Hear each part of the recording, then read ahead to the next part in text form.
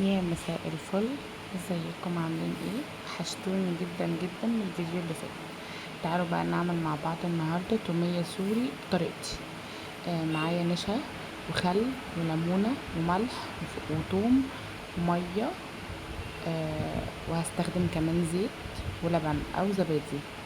بص، المقدار الواحد بياخد معلقتين نشا على كوبايه ميه. بتحطي النشا على الميه على البارد وتقلبيها، وبعد كده ترفعيها على النار، تفضلي تقلبي فيها لحد ما لونها يبدا يفتح.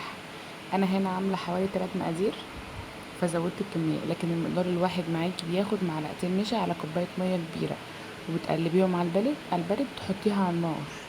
تمام، انا كده قلبتها على البارد لحد ما النشا تدوب، وهرفعها على النار، احطها على نار هاديه وافضل اقلب فيها لحد لونها ما يبدا يفتح، وطبعا تمسك في بعضها.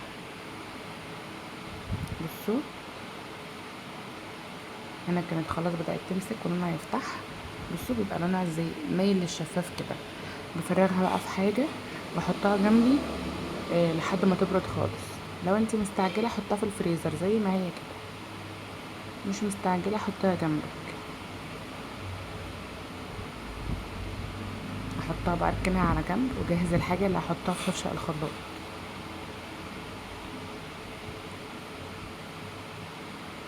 جبت برضو لبن، لو عندك لبن ماشي، عندك زبادي ماشي، المتاح عندك.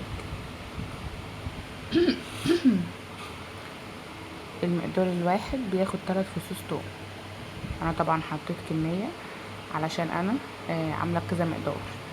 وبرده المقدار الواحد بياخد معاكي نص ليمونه، عصره نص ليمونه. انا عامله 3 مقادير فعصرت 3 مصاص اللي هي ليمونه ونص. حطيت شويه ملح. والمقدار الواحد بياخد معلقه خل واحده. تمام، انا برضو هسيب لكم المقادير تحت في الديسكريبشن بوكس او في صندوق الوصف. واحط 4 معالق لبن على المقدار الواحد بس. تمام، والزيت بقى في الاخر.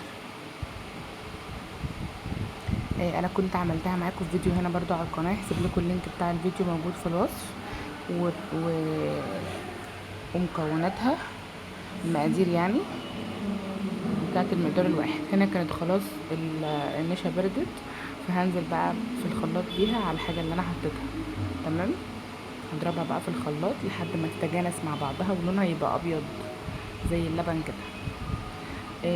بتحطي على المقدار الواحد 4 معالق لبن او علبه زبادي صغيره على حسب بقى المتاح عندك. وممكن تعمليها وتسيبيها باليومين والثلاثه في التلاجة. هي طبعا بتمسك عشان فيها نشا، فبتطلعيها تضربيها في الخلاط. تضربيها في الخلاط بشويه ميه صغيرين او شويه لبن او معلقه او معلقتين او معلقه زبادي، او ممكن تعمليها بالشوكه، اي حاجه. بعد ما ضربتها بقى حطيت سرسوب زيت، ربع كوبايه زيت. المقدار الواحد بياخد ربع كوبايه زيت، فحطيت ربع كوبايه زيت سرسوب من فوق والخلاط شغال. هنا كانت خلاص خلصت. وطبعا بتظبطي بقى ملحها وبتدوقيها، لو ملحها كويس تمام، عايزه ملح بتزودي. بصوا القوام بتاعها فظيع. بس كده، انا كده خلصت. احطها بقى في التلاجة ولما اجي استعملها اطلعها واعملها.